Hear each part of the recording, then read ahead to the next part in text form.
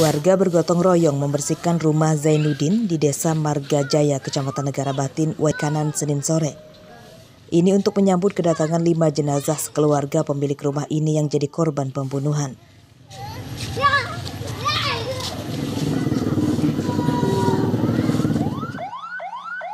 Dua jenazah bernama Zahra dan Juanda teridentifikasi. 3 jenazah lainnya belum dikenali atas nama Zainuddin, Siti Romlah, dan Wawan Wahyudin.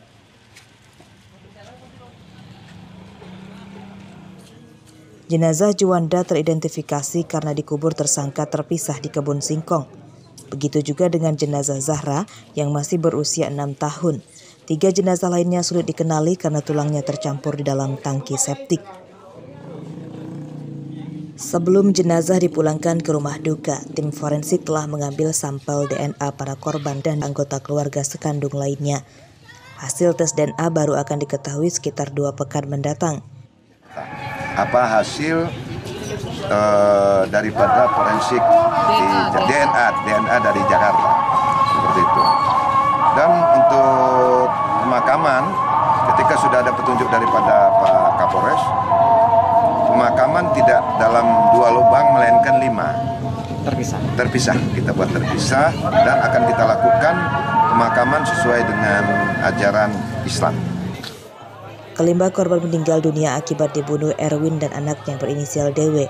Tersangka tega membunuh keluarga orang tuanya karena ingin menguasai harta warisan. Mustaqim melaporkan dari Waikanan.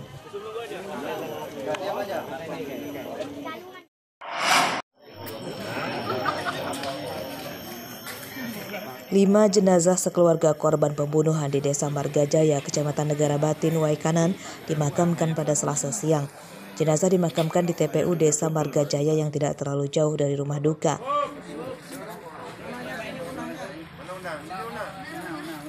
Kelima jenazah dimakamkan pada liang yang sama. Di dalam lubang galian besar ini dibuat 5 liang di dalamnya.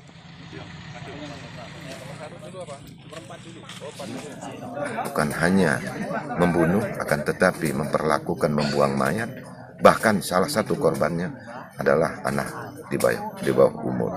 Saya tidak mempermasalahkan di dalam Undang-Undang Perlindungan Anak apakah dimasukkan atau tidak oleh pihak penyidik. Yang jelas itu menjadi pertimbangan hakim untuk memutuskan. Kelima korban ini meninggal dunia akibat dibunuh oleh Erwin dan DW. 4 korban atas nama Zainuddin, Siti Romlah, Wawan Wahyudi, dan Zahra dibunuh pada Oktober 2021 lalu. Juanda dibunuh tersangka Erwin dan DW 4 bulan kemudian, tepatnya Februari 2022. 4 korban pertama yang dibunuh jenazahnya dimasukkan Erwin ke dalam tangki septik dan jenazah Juanda dikubur dangkal di perkebunan singkong. Tersangka pembunuhan Erwin dan DW kini sudah ditangkap polisi dan terancam hukuman mati. Mustaqim melaporkan dari Waikanan.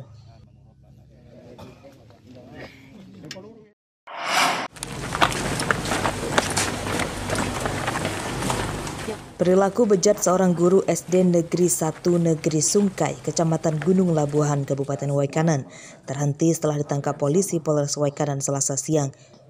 Pria berinisial DR ditangkap karena mencabuli sedikitnya 5 murid perempuannya. Seperti 340 ya, cuma nanti kita akan... Pencabulan terhadap korban oleh DR dilakukan di lingkungan sekolah dalam rentang waktu 3 hari, yakni pada 1 hingga 3 Oktober 2022 lalu. DR memanfaatkan posisinya sebagai wali kelas untuk menakuti dan mengancam para korban tidak naik kelas jika tak menuruti kemauannya. Nah, ini menimpa kita lagi Waikanan. Jadi Bapak Ibu sekalian. Namun untuk waktunya ada yang tanggal 3 Oktober, ada yang tanggal 4 Oktober. Nah, jadi total ada 5 korban. Inisial D yang pertama tadi, inisial AW, inisial PS, inisial TNY, dan MO. Ya. Kelimanya ini duduk di kelas 3 SD tersebut berusia 8 tahun. DR merupakan seorang guru berstatus PNS. Jika terbukti bersalah, DR akan dipecat sebagai PNS. Telah mengabdi Pak sebagai ASN di Kabupaten Waikanan sejak 2008 dengan masa kerja 11 tahun. Tapi di informasi sebelumnya beliau juga telah mengabdi sebagai tenaga honorer seperti itu. Untuk status akan menyesuaikan dengan keputusan nanti, Pak. Apakah tuntutannya seperti apa?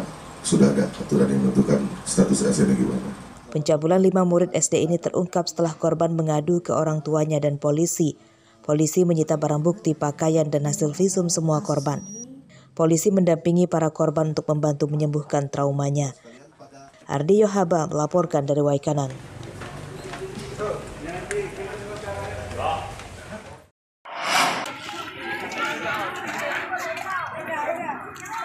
Warga, guru, dan pelajar SMP 1 Atap, Desa Neglasari, Kecamatan Pagelaran, Pringsewu, Selasa siang menyingkirkan puing bekas kebakaran gedung perpustakaan, serta mencari barang-barang yang dapat diselamatkan, termasuk buku-buku yang tidak terbakar. Gedung perpustakaan ini terbakar pada Senin siang. Api cepat membakar bangunan yang berisi buku, serta material kayu yang mudah terbakar. Kebakaran ini diduga akibat korsleting listrik pada jaringan kabel di atap gedung. Saat kejadian tidak ada siswa maupun guru di dalam perpustakaan ini. Asap itu keluarnya dari angin-angin yang di atas itu, dari atap. Nah, itu saya kasih tahu lah warga. Kalau masalah itunya kemungkinan ini keluarnya dari konsleting listrik mungkin karena posisi kelihatannya dari atas. Api akhirnya bisa dipadamkan beberapa jam kemudian dengan bantuan warga dan petugas pemadam kebakaran. Musibah ini tidak merenggut korban jiwa dan kerugian ditaksir mencapai puluhan juta rupiah. Andri Kurniawan melaporkan dari Pringsewu.